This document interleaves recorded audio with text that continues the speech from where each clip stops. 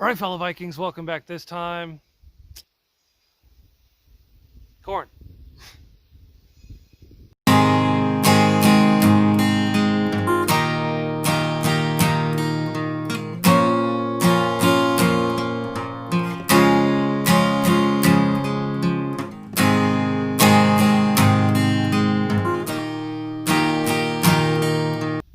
So, they say knee high by 4th of July, but what about me high? I think I'm going to do pretty good this year with the height of my corn and everything. I've barely watered it. We've been in a drought. We've had like no rain. Everyone else this year, all the way around us, have like record amounts of rain, and we've gotten a few drops. Like I just pulled apart my rain catchment so I could go get water from the creek, and I'm probably going to do a video on that sometime soon. But I needed some kind of water because my plants had not been watered in like a month. So yeah, this high without watering it, without feeding it anything. The only thing I did was put down uh, the goat poop from there, some straw from over there, and a little bit of comfrey, and that was it. That was it. Like I made sure that everything was good to go beginning of the season, and we're this tall. You know, the smallest plants are about this big, but that's because they aren't in that mix. They're on the edges. They're here. Let me show you real quick. Let's tilt you down. See, this is knee high. This one will grow. This one over here, this thing is about this tall. It's not knee high, so it ain't gonna grow yet, right? But the smaller ones throughout inside of here are all over my knee height. So we'll be good when it comes to getting a bunch of corn this year, right? Some of my neighbors told me that the amount of corn that we have going here, it's not going to produce for me. I'm like, bet. I'm pretty good at getting the levels of everything right and making sure that it has everything it needs. And yeah, there's some disparity between the height here. On the front side and the back side, they're smaller, right? The sun goes from corner to corner, literally corner to corner, so the center of it gets the most sun throughout the day. So that center corn shades the outside corn, so those aren't as tall, but they're still tall enough to produce. So our larger cobs will be down there in the center. I'm thinking the tallest one right here is, depending on how well the cob is, you know, that right there might be the seeds for next year. And then I also have legacy seeds. I like to save legacy seeds. Like that's a seed from the year before, right? So next year I'll be planting the seeds that I planted this year, plus the one from next year, so that they might be diverging from its initial genetic path, but then you're cycling it back around with the previous year to keep things more consistent. That way, if you have a drop off in quality, right, in one year, right, the genetics should boost it back up for the following year. You know, genetics talk, you know, most people like flies over their head, and half the time it does for me too. But one thing I have learned, if you get a variety that you really like the flavor to, right, or say, let's say one of these corns is sweeter than the rest, right, that's the one that I'm going to be pulling seeds from, all right? I mean, how are we going to tell, right? If one of them is doing better than the rest, that's the one you want to pull from.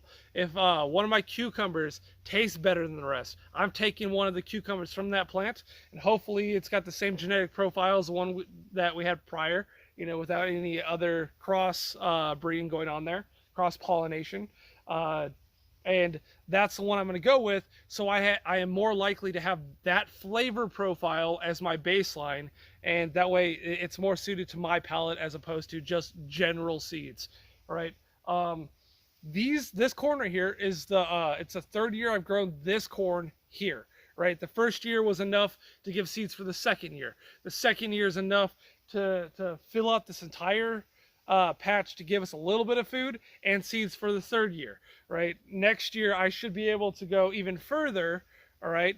Basically double the size of this patch, right? Maybe quadruple the size of this patch, depending, but I have a couple plants over there that I want to keep, so we'll see how it goes.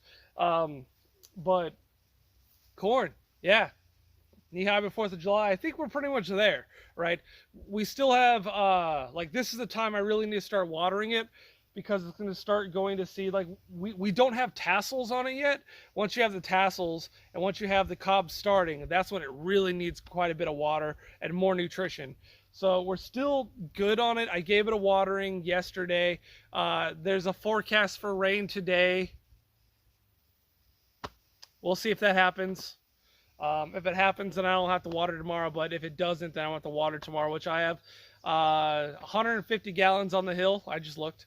And that 150 gallons is what's going to go straight into the garden. It's going to cover, like, I'm going to have to do this right here and then the rest of the garden, which I'm going to do another video on eventually. Probably not tomorrow or next day or whenever you're going to see this. But that's because I literally just went through and harvested a whole bunch of my kale, a bunch of my tomatoes and cucumbers, and my zucchinis are basically done for this season.